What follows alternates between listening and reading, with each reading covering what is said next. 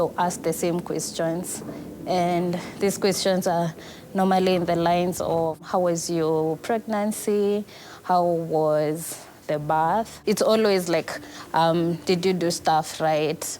As a parent, you shouldn't blame yourself that you did not do something and that's why your child is autistic. In homes across Kenya, there are children with bright eyes, big dreams and beautiful minds, but who are often misunderstood by the very society they live in.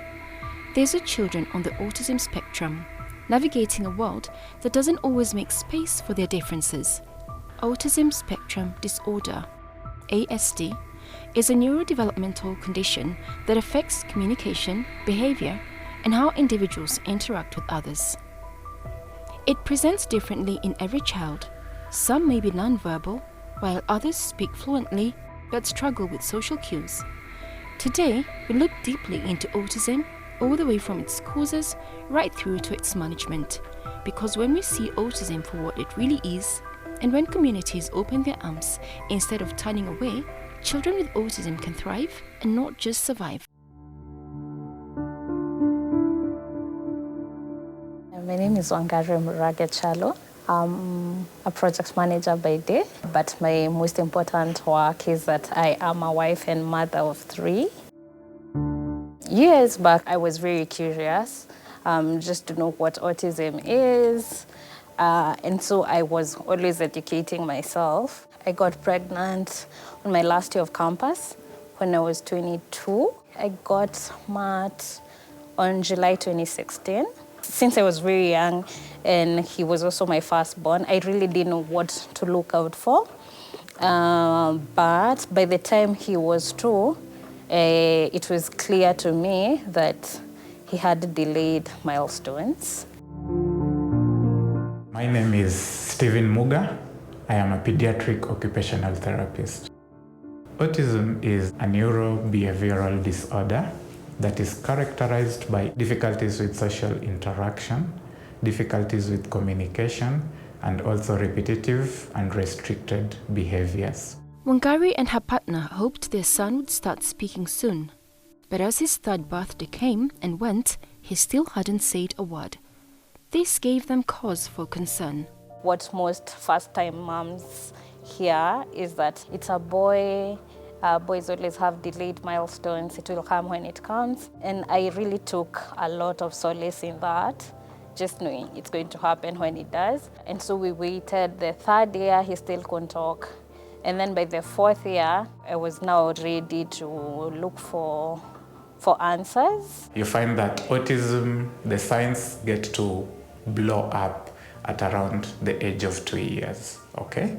And that's when you're able to see a lot of issues which are not normal, quote unquote, with the other children. The exact prevalence of autism in Kenya remains unclear due to limited national data and underdiagnosis, but emerging research and anecdotal reports suggest that cases are on the rise. Currently, we do not have pinpoint statistics, but worldwide, I would say, for example, in the US, it's basically 1 in 68 children who could be suffering from autism.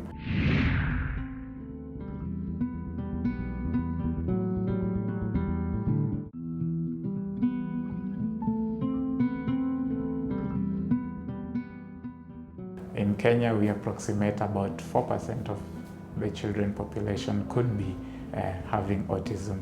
And you find it more in boys compared to girls. Boys are diagnosed with autism more often than girls due to a mix of biological, social, and diagnostic factors. Girls may be better at masking their challenges or mimicking social behaviors, leading to underdiagnosis. Now, what are the causes of autism? The causes of autism are not yet known, although quite a number of researches have been done to be able to establish, but none is specific currently. So basically we are looking at a combination of factors, genetics and environmental issues. When we started now, like the journey, we started realizing, okay, this has actually been in both sides of the families. Indeed, from both sides of the families, we have kids who are autistic as well. Basically, toxins within the environment could be able to contribute. You realize that our environment currently has got a lot of toxins, which probably we ingest without knowing. It can be in food or it can be in the air that we inhale. So that, coupled with our genetic makeup, it predisposes us to autism. So what next for Wangari after she realized that her son had consistent delayed milestones? By the 4th year, I was now ready to look for answers. So we started going to hospitals with the dad, seeing different specialists. I think if you speak to autism moms, they will always tell you that that journey is normally very draining because you'll ask the same questions. And these questions are normally in the lines of, how was your pregnancy? How was the birth? It's always like, did you do stuff right? So there was always that, maybe there's something I should have done. As a parent, you shouldn't blame yourself that you did not do something and that's why your child is autistic. Autism symptoms vary widely, and early diagnosis and support can make a big difference. Difficulties to make eye contact is basically number one. You know that by around 6 months or so, the child should be able to make eye contact with you and even smile at you as a parent or as a mother. At around 1 year, they should be like starting to even wave at you, okay? And even try to pretend play like peekaboo when you close your eyes and you tell them peekaboo. Probably they should start imitating that.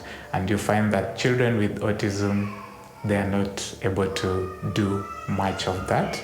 Then we also have repetitive and restricted behaviors. And some of these could span from basically just rocking back and forth. Others would just be shaking their head side to side. Others would be probably like intense self-injurious behavior, like biting themselves. So he'd started hitting himself and had a patch on his head where hair was not growing. And then if stuff didn't go his way, he'd throw himself on the floor. Others would probably, if they are walking, you might find them walking on toes, or even so much intense interest in one particular subject. For example, it could even be like a toy car and they're interested on the wheels. So when they spin the wheels, it makes some sound which they find interesting and probably calming and self-regulating to them. So they will tend to do this over and over again. Stimming is a commonly used term, especially within the autism community, among neurodivergent individuals, and in discussions about mental health and developmental disorders. It is widely recognized in both medical and informal contexts. Children with autism do a lot of stimming. Reason being is that it helps them self-regulate when they start experiencing anxiety. Let's take, for example, a child with autism gets into this room and probably there is certain noise that he or she does not like, okay? And it's causing her to now start closing her ears, causing her to start getting restless and all that. So probably this child will start doing even like vocal stimming, probably like crying, okay? And making some funny sounds, or they would want to intensely do something that would be able to help reduce the anxiety that they are experiencing. So it's quite a myriad of issues when you talk about stimming. For autism, they have repetitive behaviors. That includes flapping of hands, stimming, doing things. So those repetitive behaviors are things to look out for, to identify a child as autistic. It can span from vocal stimming, it can span from even auditory stimming, It can span to even motor stimming. You even have children who just walk on their toes and probably they would dance to a particular rhythm in a manner that they get to self-regulate and try to adjust to the environment that they are in. By the time he was 4, he'd started having meltdowns. So I think the more a child grows, the more they realize, okay, I can't communicate. So now it starts frustrating them. There is no single medical test like a blood test or brain scan that can confirm autism, which means diagnosis relies heavily on expert observation and assessment. Diagnosis of autism, it's a multidisciplinary team that comes into play. For example, a mother who is having a child who she could be suspecting to be having autism, the first point would be a stop probably to a pediatrician. And from there, you'll now be able to explain yourself, okay, in terms of some of the symptoms or the signs that you are seeing in your child. And the pediatrician probably will query that this child is having an autism, or he or she will be able to take an independent standardized assessment to be able to evaluate this child to see whether he or she fits in the profile of autistic child. The other diagnostic criteria is basically observation, and this is quite key. Observation is very powerful when we're talking about children with autism. Others would come directly to you as an occupational therapist, and basically you'll have to follow through the same path, which is basically the standardized assessment, and then you have to do the observation bit of it so that you're able to tie all these 3 components together and have a diagnostic for the child. Wangari became pregnant again and gave birth to her second child. Soon, he began to show the same repetitive behaviors that his older brother had also exhibited. My second born is called Kenji. When he started doing that, we were like, oh no, not again. So we went to a specialist, and the specialist was like, okay. So the first thing we said, of course, his tongue tie. And then she said, okay, that could be one of the reasons he's not talking. We said, no, he's doing stuff with his hands. Then the specialist was like, it could be he's mimicking his big brother. And then we decided, let's start with speech therapy for him as well, as we now monitor other stuff. By 2 years, it was clear that even he was on the spectrum as well. What varies is the challenges, okay? Probably in the communication aspect, the social aspect, the behavior aspect, that's what could be varying. So somebody might be having intense of behavioral issues, another child could be having very less of behavioral issues, but more of probably social issues. They are extremely different. It's just constantly been a journey of knowing, well, how different they are, what interventions work for this one, which ones work for this one. Their temperaments are also very different. Their personalities are extremely different as well. Coming up after the break. A lot of women talk about vaccines, and some of them feel like vaccinations are what may contribute to autism. Yes. What do you think about that? There's a very good and huge population of people who still think autistic kids are spoiled brats. You don't discipline your child. So you'll always get the stares in the mall when your child has a meltdown. We've just begun to scratch the surface of what autism is and the complex challenges that come with it. But behind every diagnosis is a name, a face, and a family doing their best to find hope, answers, and understanding. We shall continue to go deeper after the break as we get to understand how autism is managed as we have one-on-one interactions. Stay with us. And now for a short healthcare tip. The earlier a child is diagnosed and receives support, the better their chances for developing essential skills like communication, social interaction, and emotional regulation. Interventions can include speech therapy, occupational therapy, behavioral therapy, and support in school settings, all tailored to the child's individual needs. Another important tip is to embrace neurodiversity. Autism isn't something to be cured. It is a different way of experiencing the world. creating a supportive environment that values strength, accommodates challenges, and promotes acceptance can greatly improve quality of life for autistic individuals and their families.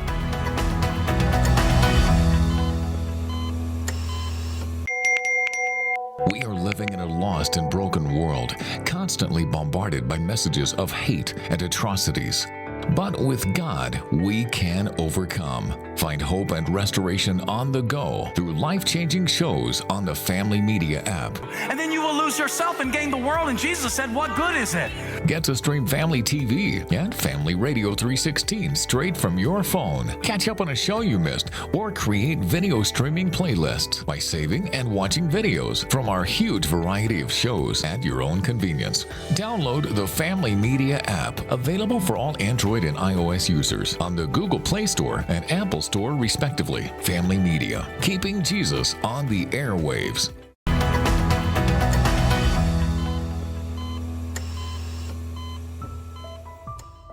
Welcome back. Before the break, we explored the basic understanding of autism and how it presents in children. We listened to Wangari's story and how both her first and second-born were diagnosed with autism. Now, we speak to Steve, the occupational therapist, one-on-one.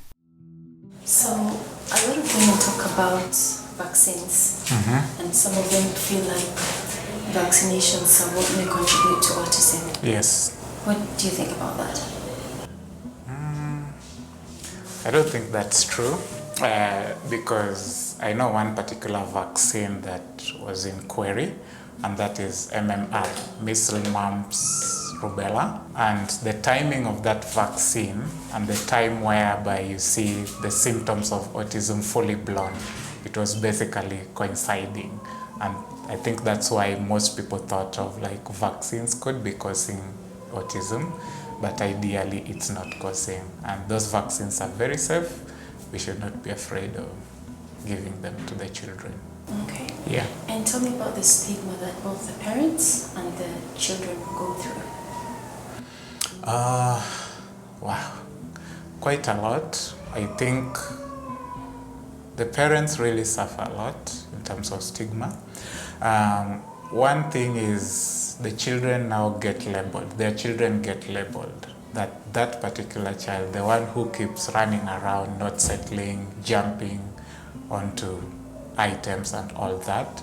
So that gives them a lot of issues, and you find that they are not willing to let these children go out and be with the other children in the community or in the society. And I'll give you even an example. One time when one of the children came in and there was an adult there seated on the bench, and this child was all over, picked the cups and was throwing and spilling water on the floor. And this particular person thought, oh, this child is poorly parented, and started shouting at the child to stop. And that really makes it very bad for a parent. Actually, the parent really felt bad. So these parents go through a lot of stigma, a lot of labeling in the community from their peers, and which is not a good thing. Yeah. And what has the government done to support autistic children, and can they do anything more? I think the government has tried to do something, and we appreciate the efforts that they are putting, but I feel there is a lot that can still be done to be able to accommodate this population of children who are suffering from autism. Ideally, even looking at specialized treatments, things like occupational therapists. We do not have enough occupational therapists to be able to help these children. And you find most of them probably are within the hospitals. But these children need support even at the school level. These children need support even at the tertiary or the technical level.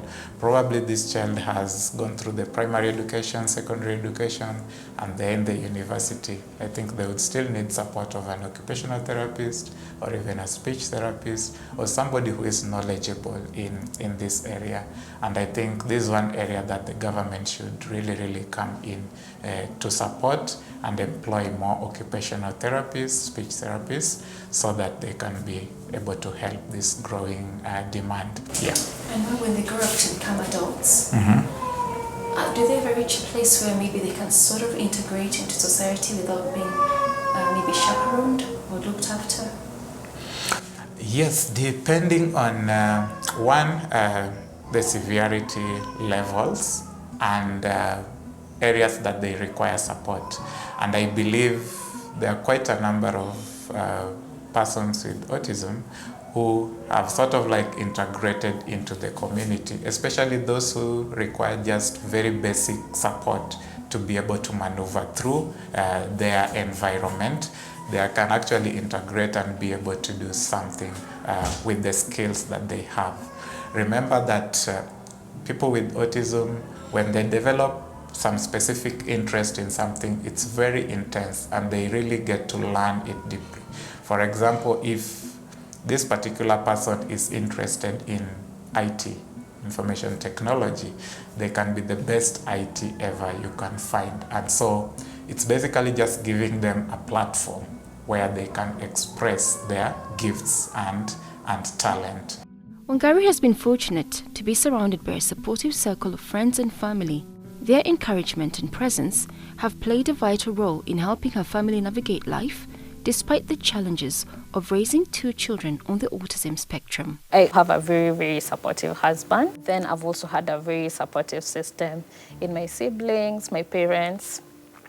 Yes, and also like just having very good nannies along the way. When they close school, my parents always take them for the holidays and stay with them. And so that for 2 or 3 weeks, we managed to rejuvenate and just have some self-care, some rest before the new term starts. Yeah, and then my work is also quite accommodative. As I was getting the diagnosis, I let my boss know. So she's also been quite supportive in the journey. Next, Steve demonstrates some of the games therapists use to help autistic children integrate better with their environment. So for example, I have this particular toy, and probably I have a child whom I want to work on problem-solving skills and even concentration and eye tracking and coordination. So I will basically play this game with the child, okay? So I'll have the child I'll direct, can we move the blue so that we get it to the far end, okay? So with that, I'm working on the eye tracking because the child needs to identify what blue is and be able to have his or her hand moving along like this until we get to the end. And basically, as the child maneuvers through the puzzle, it's also a bit of like problem solving. Like for example, if I moved it up to this point, I need to know that I need to get my hand and come all the way through. Again, it's working on coordination bit of it because the child probably will have to use both hands. So let's say I'm using both hands, so I'm moving the yellow. When it gets here, then I'm able to exchange my hands and get it to the far end. So the child might take this component, I take this component, and then probably we can do this component together. And again, we can also utilize the point of turn taking, which is again a social skill issue. So if the child moves the blue to the end, I also take my blue and get it to the end. So the child should be waiting for me to take my turn and finish so that he or she can take the next turn, okay? Then we also have this other toy. Here we can learn about colors and basically just getting to line up these toys correctly. So like you see, this one has been arranged like probably there is a pattern of yellow and red. But again, this can be used as a game, especially for those older children. So if I start like 1, 2, 3, or 4 of yellows, without an interception of red, then I have won. So for older children who have got better understanding, I can use this as a cognitive game that is able to build again on their social skills, 1. 2, ability to learn and be able to know that if I count 1, 2, 3 up to 4, then I've won. Then again, it's also a problem-solving tool, like for example. For the much younger children, basically I'll be concentrating on the bits of concentration, okay? As you know that most children with autism have got difficulties sitting down and concentrating and completing a task, okay? So basically I'll just pour it out, and probably I take the yellows and the child takes the red. So we just play the game of, I fix my yellow, can you fix your red, until we finish. And if I want the child to concentrate here for long, we can do it again and again, so that we get to expand their concentration levels. While these games might look just like fun, they are carefully designed activities that support development, communication, and independence in autistic children, building crucial life skills. So the therapies we normally do mostly is speech, just to try have the baby try talk. Then we do occupational therapy, because they really have issues with their hands, so giving them motor skills. And then we also do something called applied behavior analysis. So like I told you, my baby had bad temper tantrums. So you were trying to help them come up with ways to express themselves without hurting themselves. So if stuff doesn't go my way, they go hit themselves on the wall, so they have lots of self-harm. So at a very early age, you already want to address that. Managing autism in Kenya can be financially challenging, as therapy costs often exceed the average household income, especially in rural or low-income communities. Wangari is no stranger to this. So when you start the journey and you start hearing how much therapy is going to cost you, you quickly almost realize this thing is not for mwananchi. If you're going to do occupational therapy in a hospital or on an institution, which is not even very high end, but in a day you can spend up to 5,000 on the different therapies. Not a lot of insurance accept these things. So there's always the guilt of, am I giving my child enough? So of course you're trying to manage investment savings, but also trying to give your child the best, trying to pay other bills. So yeah, I must say like it's quite difficult in that sense. Because right now everyone always talks about Kise, which is in Kasarani, and not everyone is able to go there. So just having more institutions where you can help the mwananchi is very important. In a society where inclusion is often spoken of but rarely practiced, we must each ask ourselves, are we truly doing enough? Autism is not a sentence. It is simply a different way of being.